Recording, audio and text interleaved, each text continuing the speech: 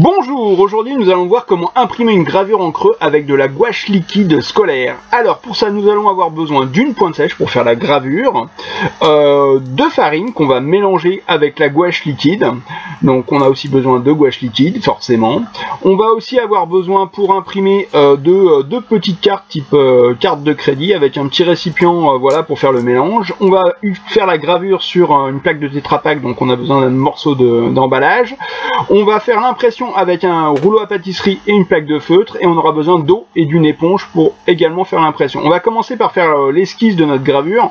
Pour ça on va utiliser un marqueur, un feutre non permanent, de manière à pouvoir dessiner en toute liberté sur le Tetra Pak, voilà.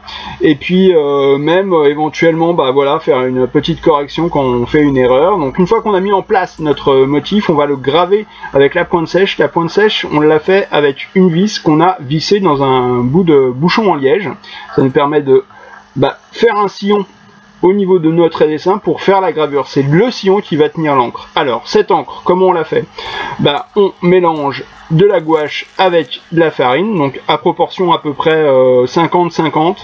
L'idée c'est vraiment de saturer en farine la gouache. Donc voilà, on mélange avec la carte. On obtient une pâte un peu épaisse, et c'est cette pâte là, voilà, qu'on voit, qu'on va faire mettre dans les sillons de la gravure, dans les trous. Donc ça on utilise la carte, on beurre bien, l'idée c'est de bien remplir les sillons, et après avec la deuxième carte, donc qui elle est propre, on va racler pour supprimer, retirer tout le surplus de peinture, tout ce qu'il y a en surface, parce que l'idée évidemment n'est pas de retirer la peinture qu'il y a dans les trous. Donc on met bien la carte verticale, on peut utiliser un petit sopalin pour essuyer les bords mais pas les zones de gravure. Donc voilà, une fois que c'est fait, on va imprimer. Pour ça on prend un papier ordinaire et on va le mouiller avec l'éponge, donc des deux côtés, voilà, avec l'éponge bien humide. Une fois que le papier est mouillé, on le positionne sur le Tetra Pak, on met par dessus la plaque de feutre, et avec le rouleau à pâtisserie on va bien appuyer pour faire pénétrer la feuille de papier dans les sillons de la gravure, de manière à ce qu'elle vienne boire l'encre. Et donc c'est ce qu'on va voir, l'encre s'est déposée sur le papier, et donc voilà, on a obtenu notre gravure imprimée.